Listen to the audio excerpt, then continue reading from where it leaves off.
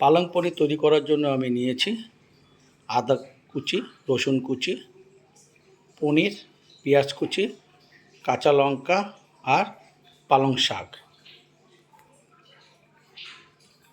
তার জন্য একটা ননস্টিকের কড়াইতে জল নিয়ে নিয়েছি, তার ভিতরে সামান্য পরিমাণে লবণ আর দেব পালং শাক।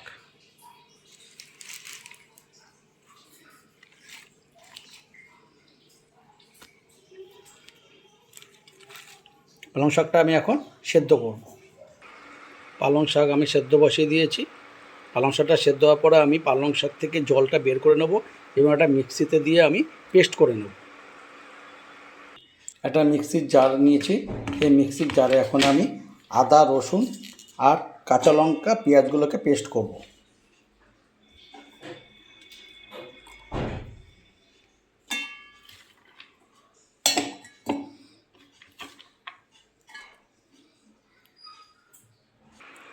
পালং শাক আর মটরশুঁটি আমাদের সেদ্ধ হয়ে গেছে। এখন আমরা মটরশুঁটিগুলোকে ছাড়িয়ে নেব আর পালং শাক থেকে জলগুলো বের করে নিয়ে একটা মিক্সিতে আমি দিয়ে দেবো। আমি একটা ননস্টিকের কড়াই বসিয়ে দিয়েছি এবং তার ভিতরে দিয়েছি সাদা তেল পনির ভাজার জন্য। তেলটা গরম হয়ে গেছে, এখন আমরা এর ভিতরে দেবো পনিরগুলো, কেটে রাখা পনিরগুলো।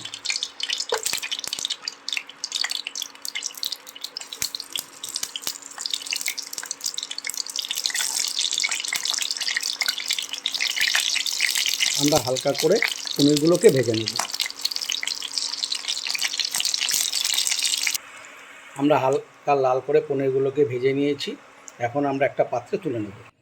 আমি একটা মিক্সি জারের ভিতরে পালংটাকে জল চিপড়ে নিয়েছি, মিক্সি জারে দিয়ে দিয়েছি এবং মটরশুঁটিগুলোকেও আমি মিক্সি জারে দিয়েছি। এখন আমি এটা একটা পেস্ট বানাবো।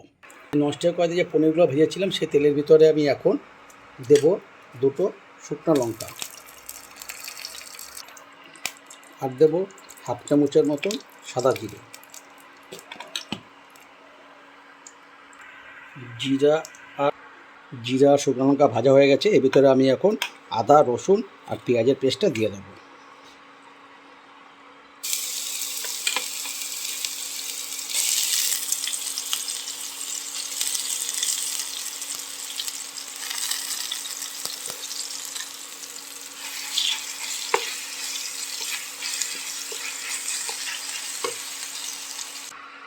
এর ভিতরে দেবো স্বাদ অনুযায়ী লবণ।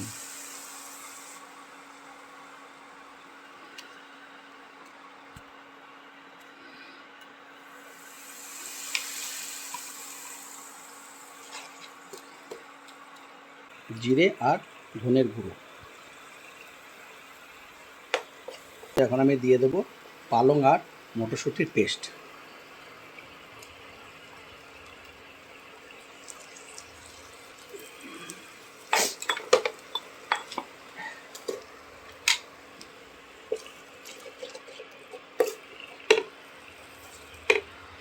পালংয়ের থেকে তেল বেরোতে শুরু করেছে এবং এখন আমরা এর ভিতরে দিয়ে দেবো পনিরগুলো, ভেজে রাখা পনিরগুলো।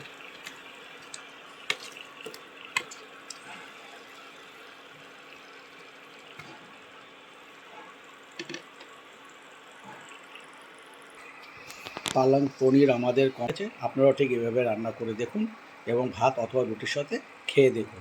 যদি আমাদের রেসিপিটা আপনাদের ভালো লাগে তাহলে আপনারা অবশ্যই লাইক, কমেন্ট এবং সাবস্ক্রাইব করে দেবেন, শেয়ার করতে ভুলবেন না।